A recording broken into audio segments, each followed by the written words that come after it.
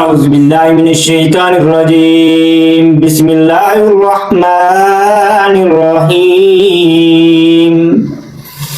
الصلاۃ والسلام علیک یا سیدی یا نبی یا رسول اللہ الصلاۃ والسلام علیک یا سیدی یا نبی یا حبیب اللہ۔ السلام علیکم میرے تمام مسلمان بھائی اور بہنیں، ٹھیک ہوں گی؟ آج ہمارا موضوع ہے قرآن کی روشنی میں صدقات اور خیرات اور اللہ کی راہ میں خرچ کرنے کا بیان۔ ایک جگہ پہ اللہ تعالیٰ نے مثال دی کہ جو لوگ اپنا مال خرچ کرتے ہیں اللہ کی راہ میں، ان کی مثال ایسے ہے جیسے وہ ایک دانہ اگائیں اور اس میں سے 7 بالیاں اگیں، اور ان 7 بالیوں میں سے ہر بالی میں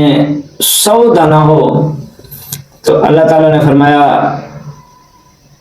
جو ایک دانہ لگاتا ہے اور 700 دانہ اگاتا ہے تو اللہ تعالیٰ اس کو دگنا چگنا کر دیتا ہے۔ اور اللہ تعالیٰ نے فرمایا میں اس چیز کی قدرت رکھتا ہوں کہ جو میری راہ میں ایک خرچ کرے اور میں اس کو 700 گنا عطا فرماؤں۔ دوسری جگہ پہ اللہ تعالیٰ نے ایمان والوں کو مخاطب کر کے فرمایا کہ اپنے صدقات و خیرات ضائع نہ کرو کہ تم اس کو احسان جتلاؤ اور تکلیفیں دو کہ میں نے تجھے یہ مال دیا ہے اور یہ اس طرح خرچ کر، اس طرح نہ کر، کہ یہ بھی تکلیف ہے۔ آپ نے جو اللہ کی راہ میں خرچ کیا ہے بس اس کو بھول جائیں۔ اللہ تعالیٰ نے فرمایا جو صدقات و خیرات دے کر احسان جتلاتا ہے اور تکلیف دیتا ہے اس کی مثال بھی اس طرح ہے جو اپنا مال دکھلاوے کی خاطر خرچ کرتا ہے، لوگوں کو دکھلانے کے لیے کہ میں اتنا امیر ہوں اور میں اتنا لوگوں کو دیتا ہوں، اپنی بڑائی بیان کرنے کے لیے، اپنی تعریفیں سننے کے لیے جو خرچ کرتا ہے اس کی مثال بھی اس طرح ہے جو احسان جتلاتا ہے۔ وہ دونوں برابر ہیں۔ تو اللہ تعالیٰ نے ان دونوں کی مثال اس طرح عطا فرمائی، اس طرح دی ہے جیسے ایک پتھر پر مٹی پڑی ہو اور تیز ہوا اور بارش آئے اور وہ پتھر کو صاف کر دے۔ جیسے ایک پتھر پر مٹی پڑی ہوگی تو تیز بارش آئے گی یا ہوا آئے گی تو وہ پتھر کو صاف کر دے گی۔ اس طرح دکھلاوا اور احسان جتلانا، اگلے کو تکلیف دینا، ایسے اس کے صدقات و خیرات کو صاف کر دیتی ہے، ختم کر دیتی ہے، اس کا اجر ختم کر دیتی ہے۔ تو میرے بھائیو، یہ چھوٹی چھوٹی غلطیوں سے بچو اور جو اللہ کی راہ میں خرچ کرو اس کو اپنے آخرت کا اجر سمجھ کر خرچ کرو کہ ہمیں آخرت میں اس کا اجر ملے۔ تو اللہ تعالیٰ ہمیں عمل کرنے کی توفیق عطا فرمائے۔ اور اللہ تعالیٰ نے دوسری مثال عطا فرمائی کہ جو اپنا مال خرچ کرتے ہیں میری رضا چاہنے کے لیے، میری خوشنودی کے لیے، مجھے خوش کرنے کے لیے اپنا مال خرچ کرتے ہیں، اور اس یقین کے ساتھ اپنے دل و جان لگا کر وہ اپنا مال اللہ کی راہ میں خرچ کرتے ہیں، تو اللہ تعالیٰ نے ان کی مثال اس طرح عطا فرمائی کہ اللہ تعالیٰ نے فرمایا کہیں اونچی جگہ پہ اس کا باغ ہو اور اللہ کی رحمت اس پہ برسے، بارش اس پہ برسے اور اس کا باغ تر و تازہ اور سیراب ہو جائے، تو بعد میں اس کو اتنا پھل لگے، دگنا چگنا اس کو پھل لگے اور اس کو اتنا فائدہ ہو کہ اس کی سوچ بھی ختم ہو جائے، اتنا اس کو فائدہ ہو۔ تو اللہ تعالیٰ نے فرمایا لوگ ایسے ہیں ان کو صرف بارش کی فموار کی طرح لگتی ہے، ہلکا ہلکا بارش کا پانی جس کو تھوڑا فائدہ ہوتا ہے، تو اللہ تعالیٰ فرماتا ہے میں ان کو ان کے عملوں کو دیکھ رہا ہوں. مطلب جو جس حیثیت سے اللہ کی راہ میں خرچ کرتا ہے اللہ تعالیٰ اس حساب سے ہی اسے عطا فرماتا ہے. اللہ تعالیٰ نے فرمایا تم میں سے کوئی ایسا پسند کرتا ہے کہ اس میں اس کا ایک باغ ہو, اس میں کھجور اور انگور ہوں اور اس کے نیچے نہریں بہتی ہوں اور اس میں ہر قسم کے پھل ہوں, پھر اس آدمی کو بڑھاپا پہنچے اور اس کی اولاد بھی کمزور ہو, اس آدمی کو بھی بڑھاپا پہنچ جائے اور اس کی اولاد بھی کمزور ہو, تو اس وقت اس کے باغ میں ایسا چنگاڑ آئے, جس میں ایسا طوفان ہے جس میں آگ ہو اور اس کا سارا باغ جلا کر راکھ کر دے, تو اس وقت وہ بندے کا آخری سہارا وہ باغ ہو, تو اس وقت وہ کیا کرے گا؟ تو اللہ تعالیٰ نے فرمایا کوئی بندہ ایسا پسند نہیں کرتا, تو اس کو چاہیے کہ وہ اللہ کی راہ میں خرچ کرے کہ اللہ تعالیٰ اس کے مال کی حفاظت کرے. اور جو اللہ کی راہ میں خرچ کرتا رہتا ہے اس کو ہمیشہ اللہ تعالیٰ ترقی اور برکت عطا فرماتا ہے. جو اللہ کی راہ میں خرچ نہیں کرتا, بخل کرتا ہے, اللہ تعالیٰ اس کا مال تباہ و برباد کر دیتا ہے اور اس وقت اس کو اکیلا چھوڑ دیتا ہے جب اس کا کوئی نہیں سہارا ہوتا. تو اسی لیے میرے بھائیوں, اپنے بڑھاپے کا اور اپنی آخرت کا سہارا ڈھونڈنا ہے تو اللہ کی راہ میں اپنی طاقت اور اپنی جوانی کے دنوں میں اللہ کی راہ میں خرچ کیا کریں, اللہ کی راہ میں ایسے ایسے کام کیا کریں, اپنی جوانی اللہ کی راہ میں لگایا کرو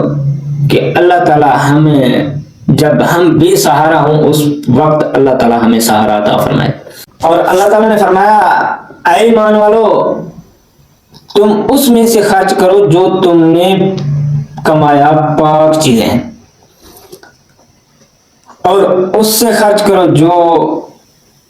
ہم نے زمین سے نکالا, مطلب جو گندم, باغات, پھل وغیرہ جو چیزیں اللہ تعالیٰ نے زمین سے نکالی ہیں اس میں سے بھی خرچ کیا کرو, اور اس چیز کا ارادہ نہ کرو جو گندی ہوں, وہ چیزیں اللہ کی راہ میں خرچ نہ کرو. کافی لوگ ایسے ہوتے ہیں کہ کہتے ہیں کہ یہ ہم نے پھینکنا تو ہے کسی کو دے دو, یہ ہم سے تو چیز ضائع ہے, بیکار ہے, یہ کسی کو دے دیتے ہیں, ہماری طرف سے خیرات ہو جائے گی, ہم اللہ کی راہ میں اسے دے دیتے ہیں. تو خدارا ایسے کام مت کیا کرو, جو بیکار چیز ہو وہ اللہ کی راہ میں خرچ نہ کیا کرو. اللہ کی راہ میں وہ خرچ کیا کرو جو اپنے لیے پسند کرتے ہو, جو آپ کو بھلی لگتی ہو وہی چیز اللہ کی راہ میں خرچ کیا کرو. اللہ آپ کے دلوں کے راز جانتا ہے, آپ جو سوچتے ہو, جو کرتے تو بعد میں ہو, جو سوچتے ہو اللہ اسے بھی جانتا ہے. تو خدارا اپنے اعمال ضائع نہ کیا کریں چھوٹی چھوٹی غلطیاں کر کے.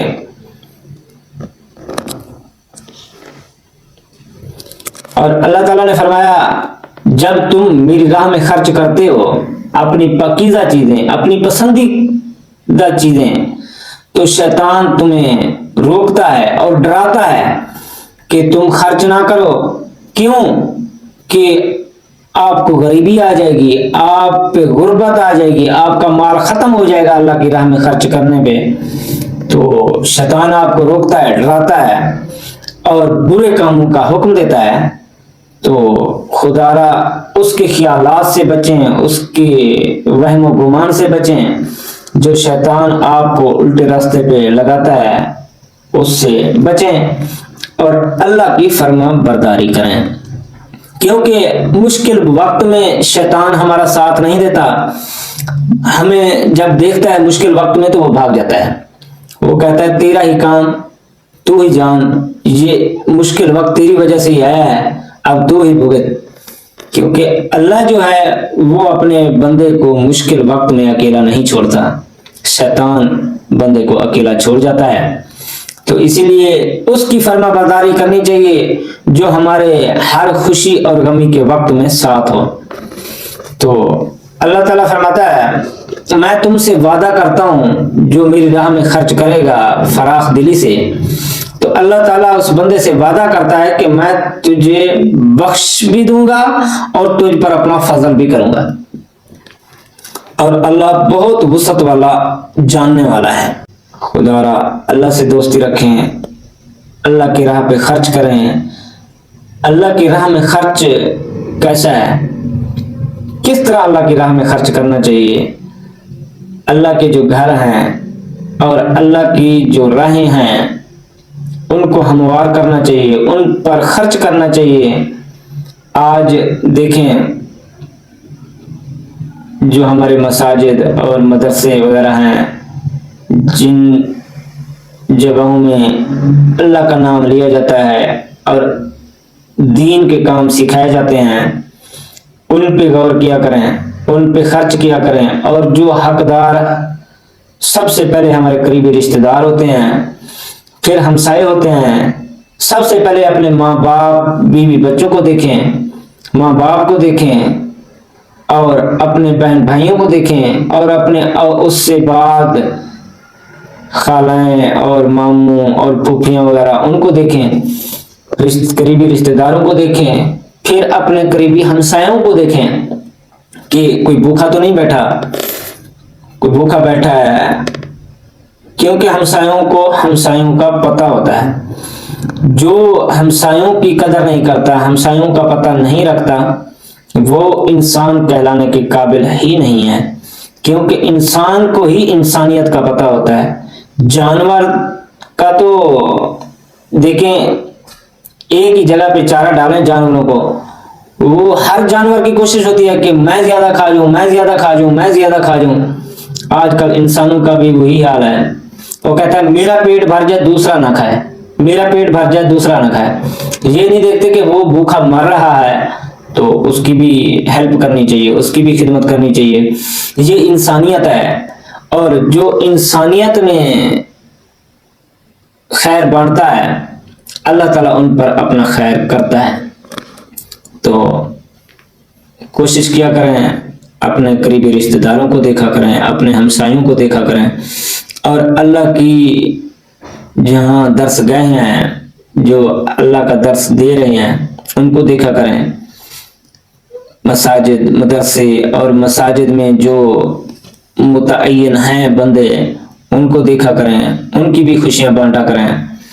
اللہ تعالیٰ ہم پر اپنا کرم فضل رحم فرمائے گا، کیوں کہ جو بندے مسجدوں میں ہمارے لیے مقرر بیٹھے ہیں 5 وقت نماز پڑھانے کے لیے، ہمارے بچے پڑھانے کے لیے، اب دیکھیں ہم اکیڈمیوں میں اور سکولوں میں 5-10 ہزار فیسیں دیتے ہیں، اور مدرسے میں جو مولوی حضرات بیٹھے ہوتے ہیں آپ کے بچوں کو دین پڑھانے کے لیے، اس کے لیے آپ جا کے پہلے پوچھتے ہیں کہ مولانا صاحب بچے کو پڑھانا ہے، آپ کی فیس وغیرہ تو نہیں لیتے؟ تو وہ شرم سے پہلے ہی کہہ دیتا ہے کہ بھائی نہیں ٹھیک ہے، کچھ نہیں لیتا۔ یار اس سے نہ پوچھا کریں، ہمیں خود شرم کرنی چاہیے، خود حیا کرنا چاہیے کہ یار ہم دنیاوی تعلیم کے لیے اتنے خرچ کر رہے ہوتے ہیں، اور دینی تعلیم کے لیے ہم پوچھ کے خرچ کرتے ہیں کہ کچھ دینا تو نہیں پڑے گا۔ خدا را دین کے کاموں پہ خرچ کریں گے، دینی کاموں میں خرچ کریں گے تو اولاد ہی نیک ہوگی۔ جب اولاد کو دنیا سکھانے کے لیے اتنا خرچ کرتے ہیں تو دین سکھانے کے لیے ہم کنجوسی کرتے ہیں، بخل کرتے ہیں کہ دین فری میں حاصل ہو، اور دنیا چاہے لاکھوں اور کروڑوں میں بھی حاصل کرنی پڑے تو وہ ادھر خرچ کر دیتے ہیں۔ اب ڈاکٹر بنانا ہو، کچھ بنانا ہو، لاکھوں کروڑوں خرچ کرتے ہیں ادھر۔ تو دین حاصل کرنے کے لیے ہم کہتے ہیں کہ یہ فری میں حاصل ہو جائے۔ خدا را جو سفید پوش ہیں، قرآن پڑھاتے ہیں اور دین کا سکھاتے ہیں، ان کی بھی خدمت کیا کریں، ان کا بھی حق ہے، آپ کی نیک کمائی میں ان کا بھی حق ہے، کیونکہ وہ آپ کے بچوں کو دین سکھا رہے ہیں، اور آپ کی آخرت بن رہی ہے اور آپ کی بچوں کی بھی آخرت بن رہی ہے۔ تو اپنی آخرت کے لیے خرچ کیا کریں، یہ نہ دیکھا کریں کہ قرآن کی تو کوئی فیس نہیں ہوتی، قرآن کی فیس نہیں ہوتی، لیکن قرآن پڑھانے والے کا تو حق ہوتا ہے کہ وہ بھی روٹی کھاتا ہے، اس کو اپنی خوشی سے خرچ کیا کریں، ان پر ان کا خیال رکھا کریں، اپنی خوشیاں ان کے ساتھ بھی بانٹا کریں۔ اللہ تعالی ہمیں عمل کرنے کی توفیق عطا فرمائے، اللہ ہم پر اپنا کرم فضل اور رحم فرمائے، اللہ تعالی ہمیں دین کے ساتھ پکا اور سچا چلنے کی توفیق عطا فرمائے۔ صلی اللہ علیہ حبیبی سیدنا محمد صلی اللہ علیہ وسلم۔